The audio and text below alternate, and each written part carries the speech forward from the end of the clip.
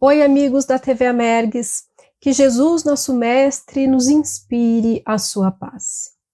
Jesus, quando encarnado na Terra, iluminou olhos apagados, abriu ouvidos surdos, deu som a lábios silenciosos, equilíbrio a mentes perturbadas, movimento a membros mortos, vida a catalépticos e recuperação orgânica a portadores de males inumeráveis. No entanto, tão logo a maioria se viu livre das circunstâncias limitantes, se atirou no gozo dos prazeres sem fim, vindo a criar novamente para si mesmos as mesmas moléstias que a perturbavam. No admirável fenômeno da cura orgânica dos 10 leprosos, somente um voltou para agradecer. Onde estão os outros? Pergunta Jesus. Não foram 10 os curados? Pois 9 tinham ido com muita pressa aos prostíbulos, às bebedeiras, à insensatez. Recuperados por fora, sem a liberação da doença interna que iria desaparecer somente a partir do momento que se modificassem psicológica e moralmente.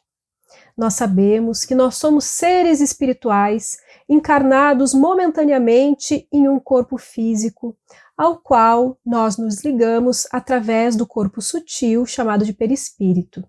Espíritos que somos, portadores de inteligência, modelamos a matéria sutil do perispírito a partir das nossas emanações mentais.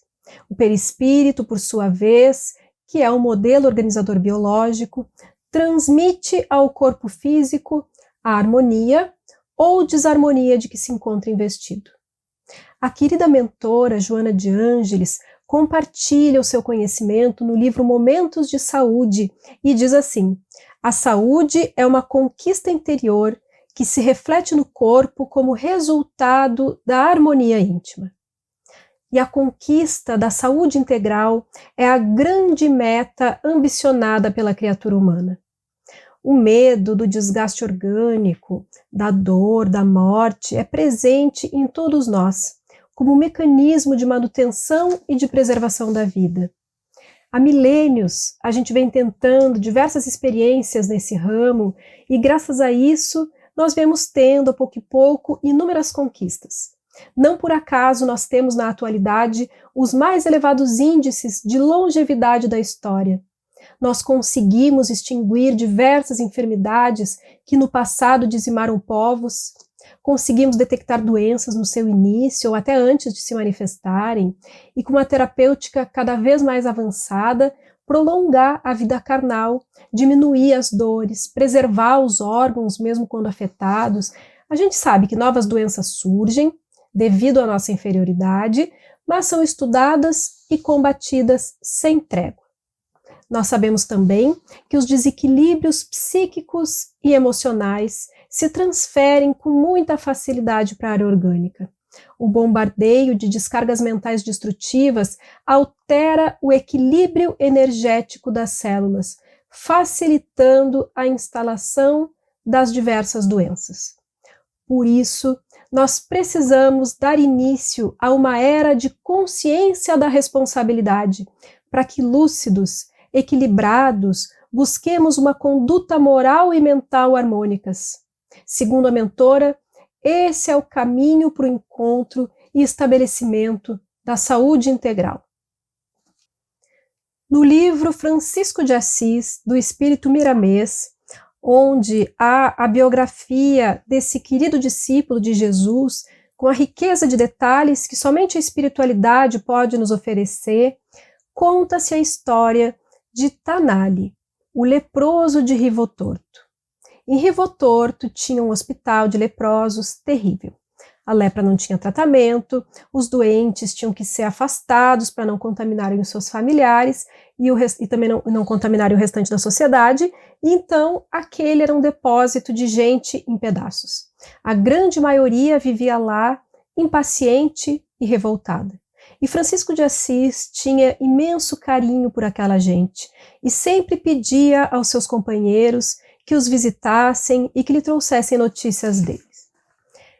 Certa vez, Frei Pedro e Frei Paulo, discípulos de São Francisco, foram até esse hospital, como de costume, falar sobre a bondade de Deus, a misericórdia de Jesus. E um dos pacientes, muito exaltado, era o Tanali. Começou a gritar, blasfemar contra Deus, contra Jesus, contra os visitantes, e ele dizia assim: vocês vêm aqui só para conversar e nós aqui doentes, cada vez pior, relegados ao abandono, e vocês ficam aí falando somente porque vocês não têm essa doença. O Frei Pedro respondeu: foi o nosso Pai Francisco que nos mandou aqui para vê-los e enviou suas bênçãos para todos. Mais furioso ainda, o leproso gritou: esse Pai Francisco fica de longe mandando bênçãos, dispenso as suas bênçãos, elas não servem para nada. Sempre que vem aqui, fico mais revoltado com a minha condição. Dispenso o consolo de homens como vocês, que são mais miseráveis do que nós. Se tivessem alguma coisa para dar, não viriam aqui. Os dois homens ficaram em oração por um tempo, enquanto o paciente gritava e xingava, até que a paciência deles acabou. O Frei Pedro, que era forte e decidido, botou o doente à força nas costas e disse para o Frei Paulo: vamos levá-lo ao verdadeiro médico. Chegaram num rancho onde se encontrava Francisco, e num primeiro momento a reação de Francisco foi dizer que eles fizeram mal em trazer o doente até ali, porque eles não tinham como ficar com ele num local não apropriado. Enquanto isso, os companheiros oravam em silêncio, e quando iam se retirar de volta ao hospital, o Francisco se dá conta que estariam faltando com a caridade com aquele homem ali, se ajoelha e pede perdão pela sua atitude.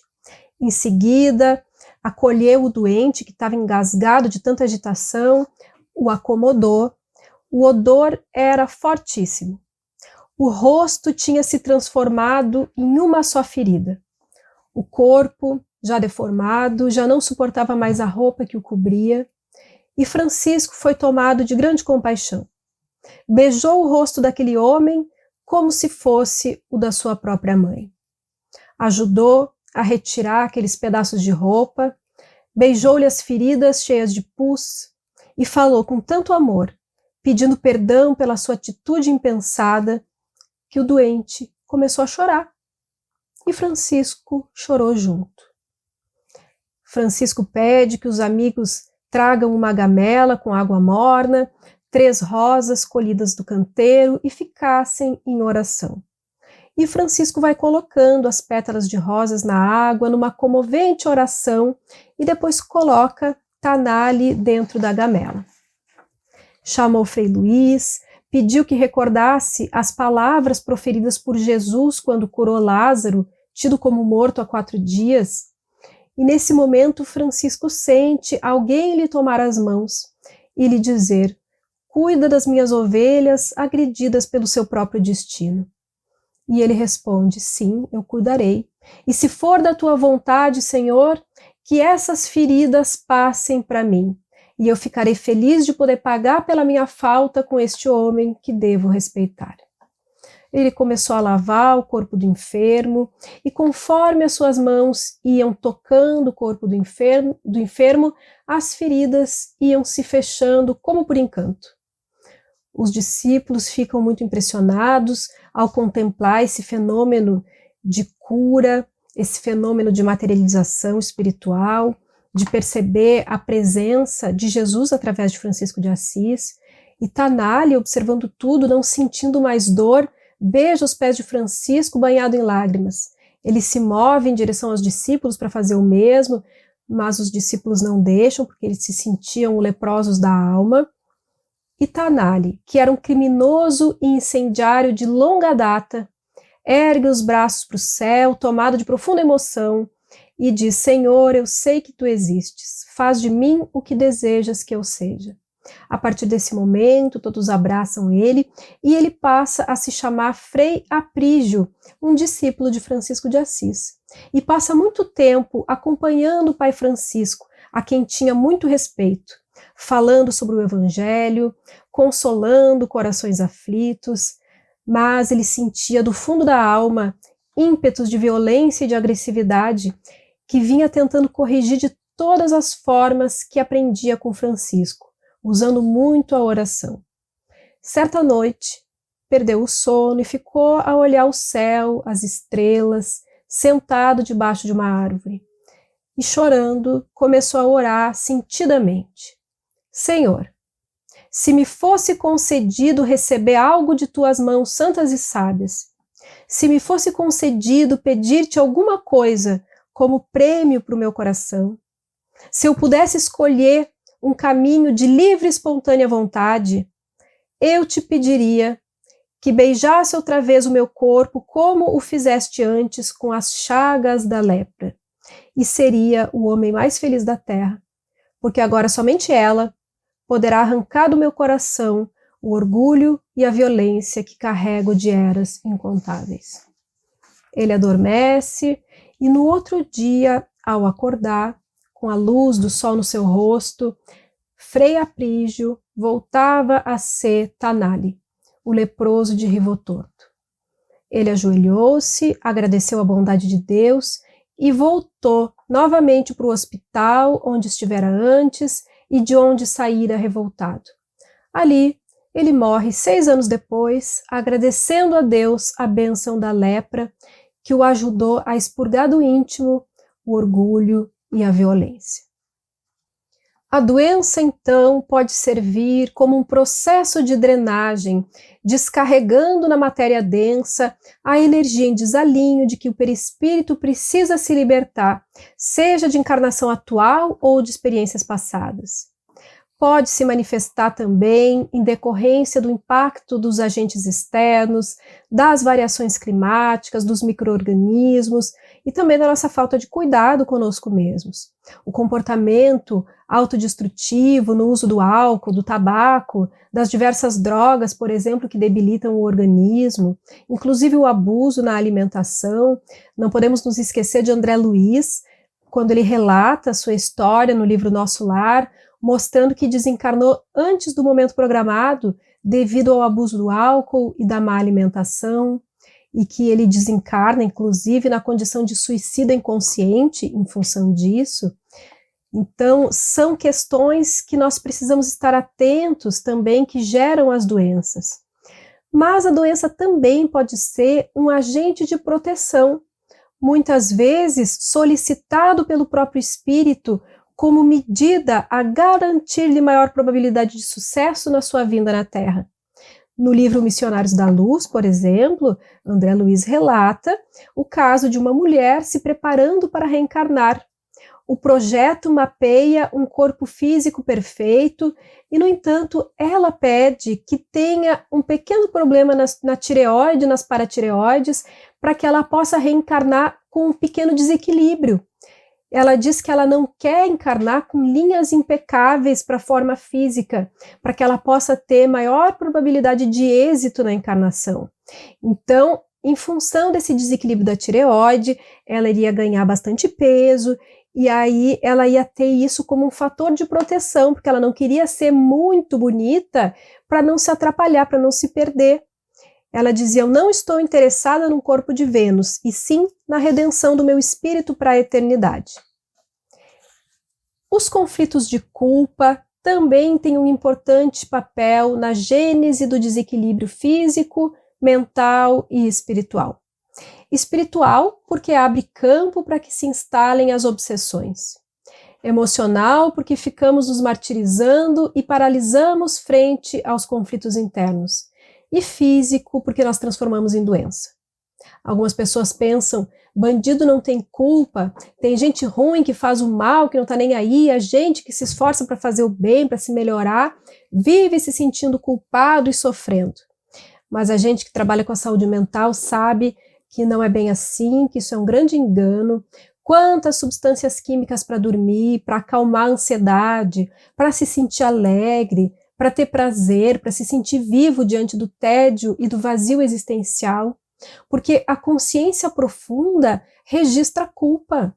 Os bandidos não dormem, assaltados por pesadelos terríveis, por imagens sombrias das companhias espirituais. O nosso inconsciente tem uma instância moral. Mesmo que nós não queiramos admitir, essa consciência nos chama à realidade, nem que seja por meio de sintomas.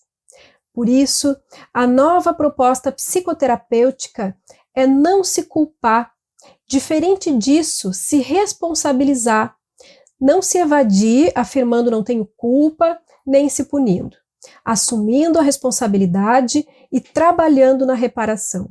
Joana de Ângeles tem uma frase no livro Ser Consciente muito interessante que diz assim: o ser consciente não se culpa nem se desculpa, apenas descobre-se.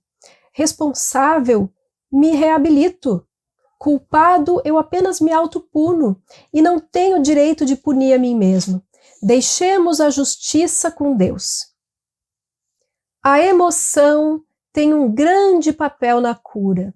Pesquisas evidenciam o quanto a forma de encarar a doença favorece ou desfavorece o processo de cura. E vale também um lembrete que nós nunca devemos menosprezar o tratamento médico. No fim da sua vida, Pai Francisco estava muito doente, principalmente dos olhos, e cada vez mais perdia a visão e era necessário que fizesse um tratamento urgente. Um companheiro dele o auxilia, o conduz a um renomado terapeuta que diagnosticou a enfermidade progressiva. E o tratamento da época era a cauterização. Humildemente, Francisco ora às entidades do fogo, ao irmão fogo que lhe abrandassem a dor. O médico lhe cauteriza o olho com ferro em brasa. E Francisco pode ver pequenas criaturas deslizando no fogo, como que abrandando a temperatura. O santo de Assis, cada vez mais percebendo a vida pululando em tudo que existe. Francisco de Assis, então, um espírito de alta envergadura, se submetendo a um tratamento médico medieval, com grandes limitações da sua época, mas aceitando a sua condição e tratando da maneira que lhe era possível naquela época. É importante, então, nós lembrarmos de sermos gentis, de não sermos inimigos da doença, de buscar, sem dúvida, a libertação, a superação do sofrimento, mas com amor, porque na maioria das vezes, quando nós estamos enfermos, ficamos com raiva de internarmos no hospital, reclamamos da comida, da equipe de enfermagem que demora quando nós chamamos pela campainha, ficamos com raiva da medicação por causa dos seus efeitos colaterais, ou com raiva simplesmente porque dependemos daquela medicação e esquecemos de agradecer. Porque quando nós estamos acamados, muitas vezes tendo que desenvolver a humildade de contar com o auxílio do próximo para as nossas diversas necessidades fisiológicas e emocionais, é que nós temos ocasião de olhar para dentro.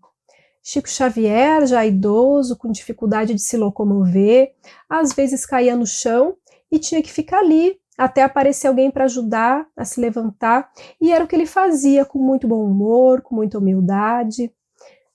Então, a mente influencia muito o campo fisiológico. E nesse sentido, a proposta da mentora Joana de Ângeles utiliza-se das visualizações terapêuticas para a saúde. Nós sabemos que as visualizações produzem reações psicológicas e fisiológicas. Quando nós observamos alguma coisa, nós temos uma reação. E ao lembrarmos posteriormente, temos a mesma reação, boa ou ruim, com todo o seu correspondente químico no organismo.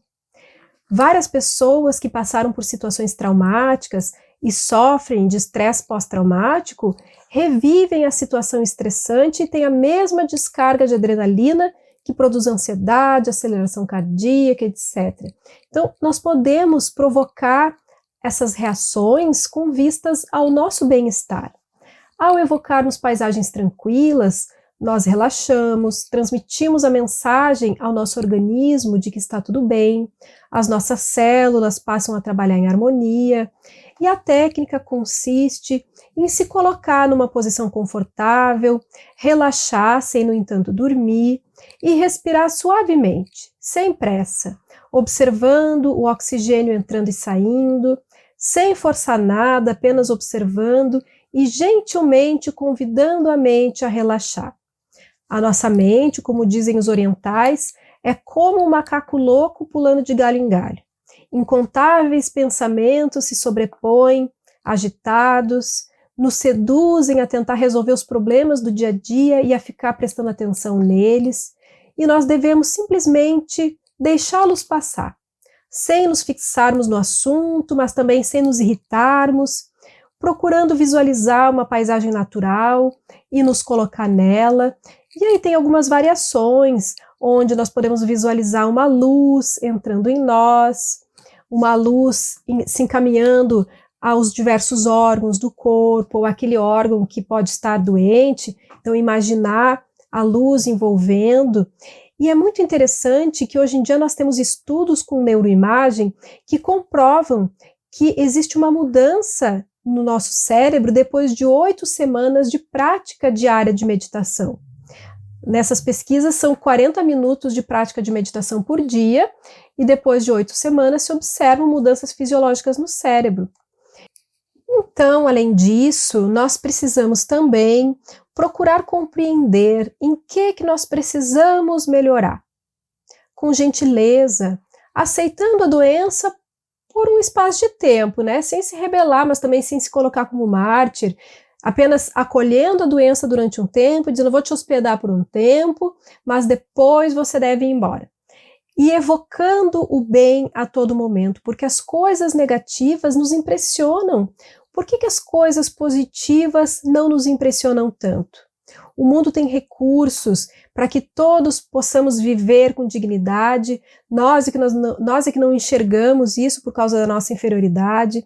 Então é importante que nós possamos dizer a nós mesmos que nós queremos ser felizes, que nós podemos ser felizes, que nós queremos aprender a amar conforme nos ensinou Jesus, porque o amor é a cura para os nossos pecados, para as nossas chagas. Basta que amemos o suficiente e os pecados serão perdoados, é o que disse Jesus e o que nos relembra o Espiritismo. O que equivale a dizer que nós temos a chance de nos reabilitarmos, libertando-nos da carga kármica que nós trouxemos em nosso mapa de evolução. Então, que nós decidamos ser felizes. Nós podemos, nós devemos, que nós nos empenhemos em tornar a nossa vida agradável para nós e para os outros e tornar mesmo o sofrimento um estímulo à superação. Sendo otimista, vendo o aspecto positivo em tudo, porque nós temos a liberdade de escolha. Nós percebemos a realidade conforme a nossa realidade interna. Se nós sofremos agora, nós colhemos efeito do passado. Devemos persistir no bem, não dando espaço para queixumes, para que possamos construir um amanhã de plenitude. Porque quem se desvaloriza, quem se desmerece e se invalida, fica na retaguarda. É necessário que nós nos envolvamos com o programa divino, porque todo aquele que não se envolve positivamente nunca se desenvolve, diz a mentora Joana de Ângeles. E ninguém tem o destino do sofrimento.